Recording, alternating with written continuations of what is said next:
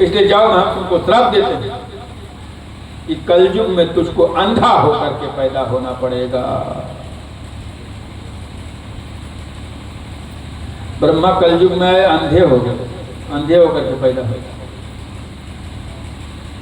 माता री बाप देखें कि आधर निक निक लड़का क्यों पूछिए ना, ये कैदान बहा दिया, छुट्टी मिल गई, ले जाकर के माता पिता ने फेंक दिया।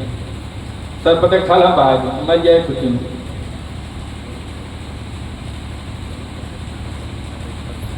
तो सर्पतक थाल हम पड़ा, चिल्लात रहा, रो रहा, अब बच्चा देवजोग संजोग उधर से नंददास और कीलदास नाम के दो महात्मा जा रहे थे। नंददास, अग्रदास और कीलदास नाम के दो महात्मा जा रहे थे। तो बच्चे के रोने की आवाज है, महात्मा का महात्मा का मतलब होता है का हृदय बड़ा द्रवीभूत होता है। कहा कीलदास, कहा महाराज, कहा देखो बड़ी भाई, बच्चे के रोने की आवाज आ रही है, देखो पता लगा। कहा महाराज, पर्वत के सरपत के थाला में बच्चा पड़ा है, रो रहा है। कहा महाराज बच्चा रो रहा है, कहा हम खा ले गए, अपन लेकर के आए। मैंने कहा हाथ देखो, हाथ देखा तो हाथ में, कहा क्या बता रहा है हाथ इसका? कहा बता रहा है कि इसके हाथ में बड़े भारी महात्मा होने का लक्षण है।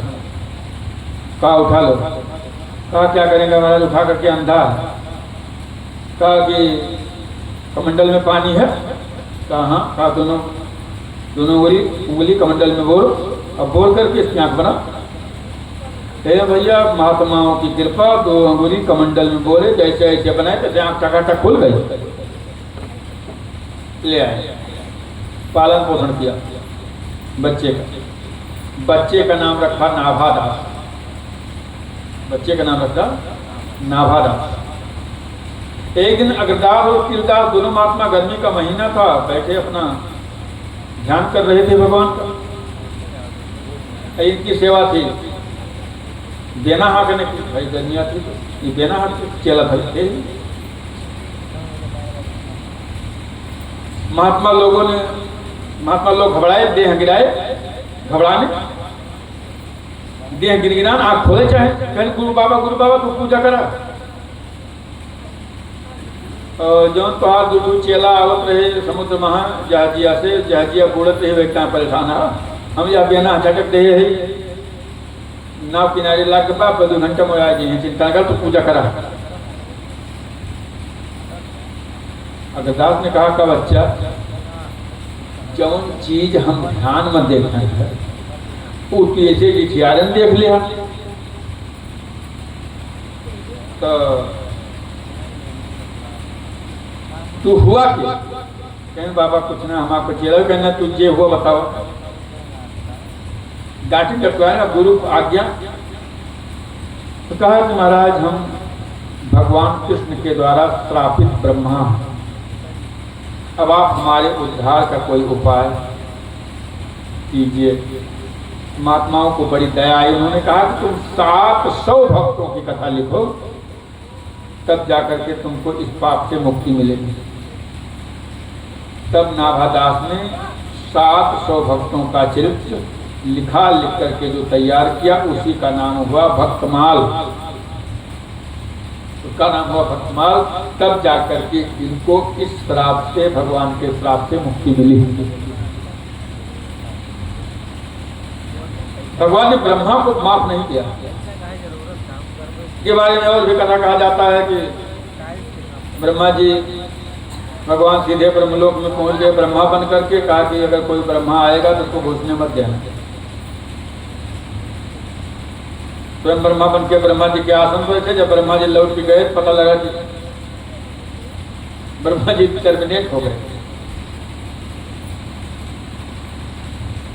ब्रह्मा जी के सेवकों ने इनके मार के भगा दिया। कहा असली ब्रह्मा तो असली मालिक तुम्हारा बैठा, उसको कहाँ चले। ब्रह्मा जी ने बड़ी चिरौरी विनती किया भगवान से, तब जाकर के इनको श्राप से छुट्टी मिली। तमाम कथाएं बारे में आती है। भागवत में बस इतना ही लिखा हुआ, भगवान ने ब्रह्मा जी को, ब्रह्मा जी ने स्तुति किया, भगवान चले, ब्रह्मा जी चले।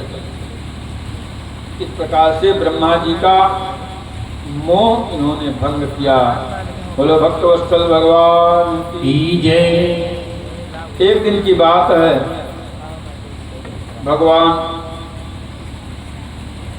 से ग्वाल वालों ने कहा, कन्हैया, कहा क्या है? कहा कि इतना बड़ा ताल वन है, ताड़ वन, उस वन में एक राक्षस रहता है धिनकस, उसकी वजह से ताड़ कभी चीखने को नहीं मिला। अगर आप कृपा करते देख देख दूरिये से ललचियाए रह जाए तो हो, लेकिन चीखे के ना मिला कहीं चाहते तो भाई को खवाए देते। भगवान कहीं चला, तालवन में भगवान पहुंच गए। एक पेड़ पकड़ के बलभद्र जी कैसे झकझोरे, ताड़ गिरा, ताड़ गिरने लगे बच्चे लोग, ताड़ गिरने लगे तो झेन का राक्षस आया, गधा के रूप में रहता है,